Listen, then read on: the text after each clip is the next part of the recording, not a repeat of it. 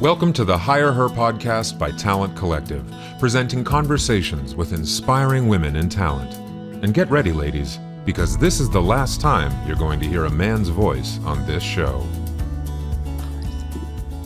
Hi, everyone. Welcome to today's episode of the Higherher podcast put on by Talent Collective. If you don't know what Talent Collective is, we are a community for women in the recruiting space. And we are really excited to be here on my couch again here in Alameda, California. And we have a really special guest here today with us. Her name is Stephanie Lyman. So welcome, Stephanie. Thank you. So Stephanie has a very extensive background in TA and has been head of talent at several companies. And in recent years, she's been running her own business. So she's had a coaching business for over 8 years.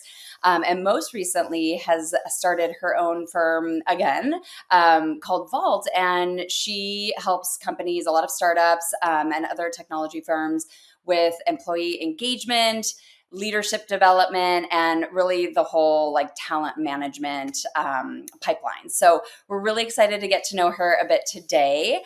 So welcome again.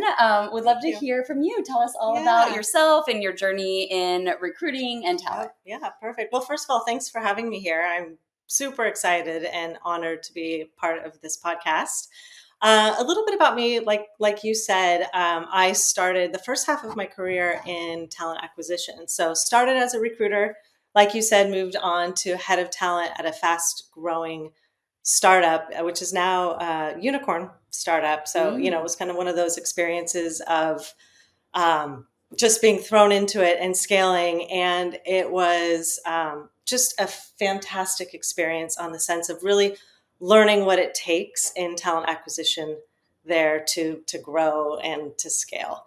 And from there, it really opened up my eyes. I think it's like it at a lot of different startups where you wear multiple hats, right? Mm-hmm. You're doing all the things. And there is where it opened my eyes into mentoring and coaching, and really brought out and piqued my interest in learning and development. And so from there, that's where I left to get my coaching certification and was able to pivot my career into learning and development, like you said, and was able to build out the learning and development function at a startup, as well as get that experience at a Fortune 500 company as well. Wow. Yeah. Impressive. So, yeah. Very nice. And then what are you doing nowadays? Yeah. So now I am taking that like you said, I started my company with Vault Leaders and am oh no, I am nervous. which I am. So I started my company with Vault Leaders, and really it has evolved. So I'd love to, we can talk a little bit more about that, going from that talent acquisition space and recruiting and evolving into coaching individuals and leaders, and then evolving into working with these organizations and really seeing that full life cycle from talent acquisition, partnering with TA professionals there, to then how can we retain and engage talent. And so really partnering with organizations there. Very nice. How have you liked having your own business and kind of going out and doing it on your own now? I love it. Yeah. I mean, there's definitely some challenges. I do miss, which is what I think I love about the Talent Collective, is there's a part where I miss community. I miss sometimes that teamwork, but I do love the aspect of being able to just see that transformation and that change that can happen through coaching, especially through the individual coaching there, or just seeing kind of the development of managers. Let's say if you have a first time manager, and just seeing that impact that you can have in an organization. So I love it. And I miss some parts of it, the community, for sure. Yeah, absolutely. Yeah, there's only so much kind of teamwork, that happens when you're consulting, because you're not truly in it. But of course, you're still collaborating and helping and contributing. Well, would love to go into asking you to be a bit vulnerable with us. So, we really like to kind of hit on just a little like more human elements in this podcast, and realize that we all experience challenges in our lives, both personally and professionally. So hoping you'd be willing to share a challenge that you've had either personally or professionally. So tell us about that, and how you overcame it, any lessons learned. Definitely. Yeah. First part of this podcast. No, I'm joking. Yeah. You're doing great. Don't worry. Definitely I would say back to, that company where I was head of talent, and it was probably one of the most rewarding and pivotal moments of my career and experiences. And it was also one of the most challenging. Like I said, I was wearing multiple hats, and I felt like I was doing all the things. I took on a lot and almost too much, meaning I was a first-time manager. I was first time in a leadership position. Wow. I felt like I had to, know all the answers and do everything correctly. And I remember I was like indecisive and not making quite the right decisions. I had a hard time delegating and letting go so I could focus on more of the strategic work. Honestly, I feel like I was a classic textbook example of exactly what you're not supposed to do when you're in that either like high pressure environment or that first time manager role. And so, while I was very successful in the role and I was very successful in the company, it was at the detriment to my health.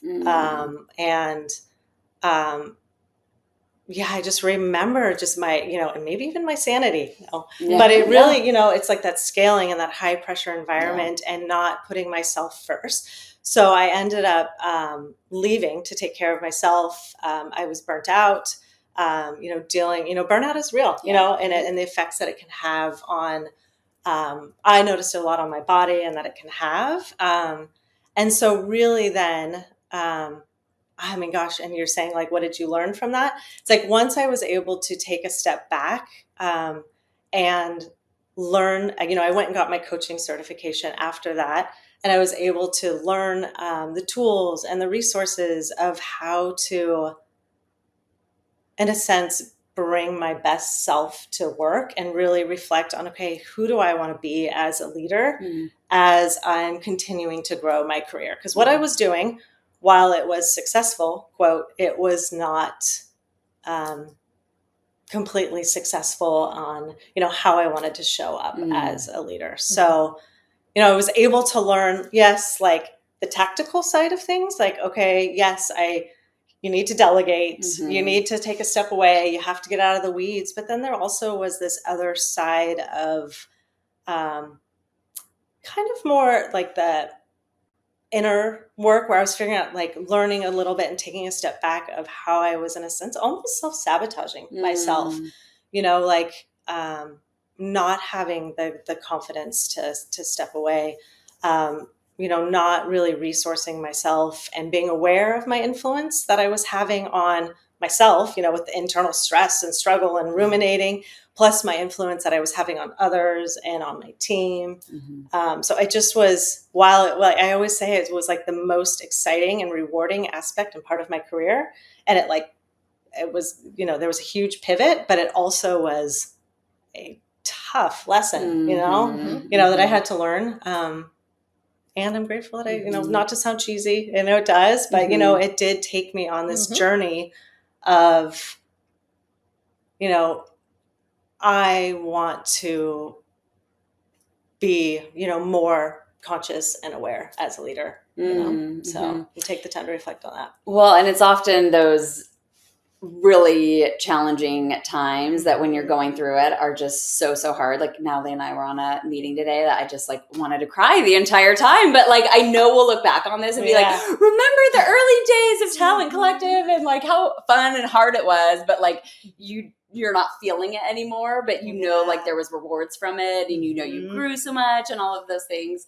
But when you're going through it, it's freaking hard. Yes. It's Yeah, hard. it is But definitely. luckily, you can look back now Yeah. and see some of those Yeah. golden nuggets. Yeah, definitely. Yeah, for Awesome. sure. I feel like I had a very similar situation, and it was the catalyst where I decided, like, I don't think I ever want to work for a startup again, at least not at that stage, because that doesn't resonate with my values or how I want to show up for myself or for any, other variety of reasons. So would you say that essentially was the catalyst that really kickstarted this business, because you found an opportunity to help people, or it started as your personal journey and then you just found like, oh, I'm good at this? Yeah. How did it really end up dominoing? Both. Yeah. So I would say, definitely about the values and strengths there. Like, I can definitely relate to that. But with this, it really was the impetus that just did bring me along on this journey, and my personal journey. But then also, as I did learn the tools and resources and, got my coaching certification and starting to like dive deeper into that work. And once I was able to take that step back and reflect, so many of my clients are women in tech, and I just see it. And part of it is, if I, looking back, know that if I would have had a coach during that time to help me kind of mirror and take a step back and see and reflect and give, and to also let me know that it's normal. This this scaling stage is normal, and you can have tools to go through it, a little more gracefully, I should say. That I just feel so passionate of seeing others in that same situation that I was in, and how I want to just give back and help and provide now the knowledge and the resources that I have. So yes, it did help me or bring me along that journey. And I just kept on, and I say journey because I do think it is, it's all part of a path and a journey. And it always is, this journey that I continue to go on. Yeah. I mean, just like they say, everything happens for a reason. And it was part of your journey to get there, and it's just a natural par for the course. But you can't see me. I've been talking like hello, I am. I was going to ask, like, if you had any mentor along the way. Like you had mentioned, I wish maybe I had a coach, but was there anyone, any female leader that you could champion through that process? Another lesson, it's a great question. Another lesson for myself would be to reach out and ask for help. Yes, I did have and still do and talk to this day, like a mentor on the talent acquisition side. Fantastic. Shout out to you, Kelly. If you ever see this, was fantastic, and was always there for you. I would call her as I was scaling, going through, trying to figure out, okay, headcount planning. How do we plan for this? How do we do that? And she would always be there and help me. And I don't think I reached out enough on just kind of a little bit more of like the vulnerable side of just how I was struggling and how to handle all of it. I think I could have reached out more. And gotten that support. An advocate for yourself. Definitely. Yeah. It's hard when you're in the thick of it. You're like, I want to be confident and I can do it all myself. But it's not always that easy. Yeah, definitely. And I think it's just always learning or being aware, right, of slowing down. I feel like so often, at least in the startup space and in the tech space, it's so fast. Right. And it's just go, go, go, go, go. And sometimes, it's just that slowing down to really I guess to speed up, not to sound cliche, but it's just like that slowing down so you can be aware, even to be aware of like, wow, I think I need, some time. I think I need some help with this. I think like the best path forward is not thinking that, I can figure this out on my own. I can do this on my own. I can do this, and it's relying on other people. But, first being, at least for myself, I should say, first being aware really like pausing and just noticing where I'm at and choosing a different path. And a different path would have been, to reach out to my mentor, to ask for that help there. Yeah. And it probably plays such a huge role in how you run your business now.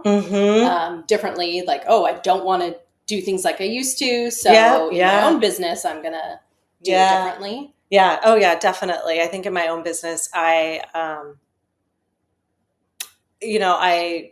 first of all will, have worked a lot on, when I'm working, first of all, when I'm working with individuals, really focusing on, you mentioned it, their values and their strengths so they can bring that into the workplace. And then for myself as well, looking at companies where I feel aligned with them and, their mission and their values, but also I'm not like, go, grind into the night. Type of a person with my business, and I'm still able to get in there and look at,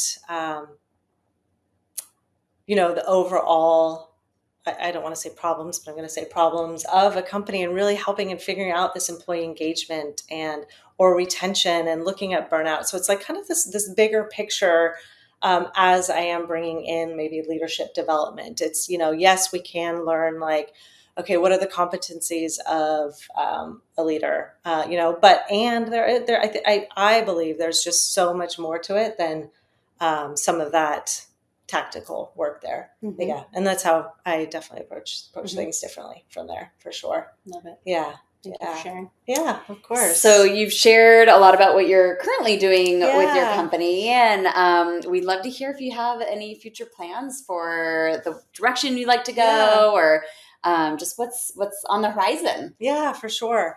So I will definitely continue to work with organizations. It's a part that I love going in there and really working on, in a sense, transformation at scale, instead of the individual. So really trying to build that transformation there. So to continue to work with and partner with organizations for, again, like you mentioned earlier, like leadership development, retention, employee engagement. And then another part that I'm really, really excited about is in Q1 of next year. I can't believe we're already getting there. But of Q1 of next year, I want to introduce a conscious leadership accelerator. It's been just so, as you've heard, just so pivotal in myself and bringing that work with my clients that I want to have more of an impact with that work. And I mentioned earlier, like it is a path and it is a journey. So I'm hoping for more community based there, because I am finding with this work that there's a difference between really like reading about something and then doing it and practicing and living it. And I have also found, this might be a bold statement, but that as you're living and practicing, this work is best done in community. And so I really want to bring that work into community. So I'm looking to introduce that beginning of next year. So Q1, very excited. And then a vision or a dream. So I don't have or know when I want to do it, but it's another part that I'm really excited about is I want to launch a leadership retreat for women, really bringing in neuroscience, the mindfulness, breath work, and some of the leadership principles again, just build that community there. Well, tell Natalie and I when that is, because we would love to be there. I'm curious about the Conscious Leadership Accelerator. So your idea, correct me if I'm wrong, but is it so to bring together almost like a cohort of women or just leaders in general, and have them go through it together? Is that? So there would be like modules of teaching, right? Just to understand some of the work of neuroscience and how do you resource yourself when you are in that like stressful situation? Let's say you're with a hiring manager, things are just crazy and it's really, really stressful. So giving you the tools there, and then going, like you said, cohort based, and really doing that work in community and live calls. Yeah. Exciting. Yeah. Thanks for sharing. Yeah, of course. So it sounds like you're looking to make a big impact on women in leadership. Do you have many clients, or what would be the balance of clients that are men versus women? Yeah, the majority of the clients that I work with are women. Okay. Yeah, I would say almost most who come to me are women. When the reason I hesitate a little bit there is when I'm in an organization or working in an organization, I work with any and all leaders, but a lot of times outside of it, it generally is women. Okay. Yeah. And what are like some general themes that you're hearing from specifically the women in terms of like leadership challenges they're experiencing, or how things are different for them versus men? Yeah. And kind of, starting to think about some of the challenges that I'm seeing are, and I can just see myself in some of it of that, again, that taking that to that scaling aspect, and really like letting go, and perfectionism comes up a lot there as well. But what I've seen, like the difference, I would say, from the men and women, and while this is not, I just want to preface by saying it's not universal. I do think that society and expectations do shape a little bit of how women like approach leadership.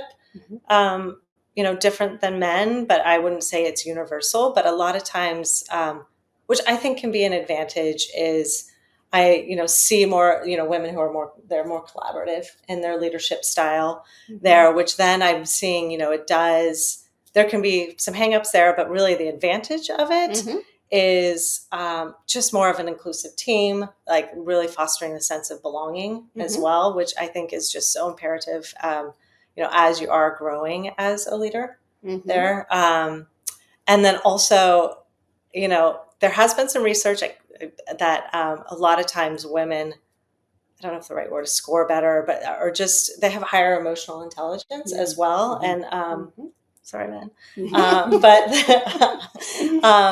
that and really that can just show up as like empathy, and just bringing that empathy and into the workplace and into your leadership style, can have just so many advantages there as well. But one thing as I'm saying this, and as I'm saying this out loud, one thing that I always like to work with my clients on, though, is like, yes, there are these like themes, right, for women leaders. And so often, what I'll work with these women on is just finding your unique strengths, your unique values, so that you can then approach leadership, as an authentic leader, as yourself. So you're true to yourself and to your core. And there might be some parts that, generally are universally a little bit more masculine or this or that, but it's just really working with these leaders to find their own authentic leadership style. Yeah. And that's just something I'm really passionate about there.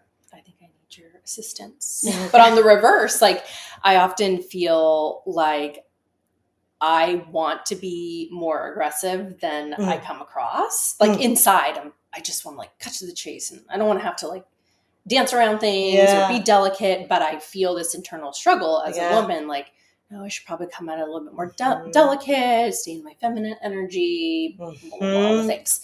And it just like is always a struggle for me, because I feel like I'm wasting time, or like it just doesn't resonate with me. And so I'm curious if you have any women that you work with that are kind of in this similar. Yeah. I know. I mean, I think, yes. I mean, almost I want to say like, yes, myself. No, I'm just kidding. But yes, no, definitely. And I think, like you mentioned, like, you want to like just speak up more. Is it kind of like that, or? I think I speak up. Okay. Confidently, but I, what's the word? I struggle with the niceness of it. Like, this is why Krista and I work so well together, as I always joke, she's the nice one. Okay. And not that I feel like I'm mean, but I don't have the same type of patience to be kind. I can handle it up to a point, but then I'm like, I'm just done. I don't want to deal with it anymore. So anyways. Yeah. No, definitely. No, that makes sense. And, it makes me think about, sometimes that can be, like you said, it's just like an impulse, or you just want to be done and you just want to do this, and like kind of starting to look at and think about and inquire into like, when is that reactivity or that reaction just doing more harm than good? And, you know, reflecting on that. And honestly, it starts to become more aware, you know, pausing. And it sounds like you do notice, but whether or not, if you notice in the thick of it, and then like, again, choosing that different path. But yeah, we definitely, you know, there's the, I don't speak up enough. I see that a lot with the women. I see that side. I'm not confident enough. I read my email 10 million times before I hit send. I do all of this versus, yeah, I am like quick and sharp and this, and, you know, and there's no right or wrong. It's just starting to look at, I think, again, when is it doing more harm than good? And or like, where do you want to be, right? Yeah. And who do you want to show? How do you want to show up as a leader? Yeah. Who do you want to be? Maybe some people don't care about, you know, being sharp and direct. But anyways, not to make this a coaching session. Yeah, I was going to say, this turned into a little coaching session. I love it. I love it. Yeah. Well, is there, you know, anything else that you want to share with the audience? Like, you know, ways that you could be of assistance to them? Yeah. How can you best support companies? Where can they find you? Yeah, no, awesome. Well, first of all, thanks again for having me. This was this was great. It was fun. It was quick, short, to the point. Quick, short, to the point there. I'd say the best way to connect with me is on LinkedIn. Connect with me on there. Feel free to message me, reach out to me. That's probably the best way. And I'll stay in touch with Talent Collective too. If you're interested in hearing more about this Conscious Leadership Accelerator, when I do introduce that, maybe I'll even work with y'all to put out a wait list or something, because it's not announced yet, or the dates, and but we can put something together there. Yeah, that'd be great. Yeah. Well, in the meantime, we'll be sure to feature you in our partner marketplace, and so people can find you and book time with you. Perfect. Yeah. Yeah. Well, thank you everybody for tuning in. Until next time, we're going to have a little bit of a holiday break. As you can see, the Christmas lights here. But in the meantime, stay tuned, follow all of our channels, iTunes, Spotify, Apple Music, all the things, and like and subscribe, and we'll see you next time. Thanks, everybody. Bye-bye.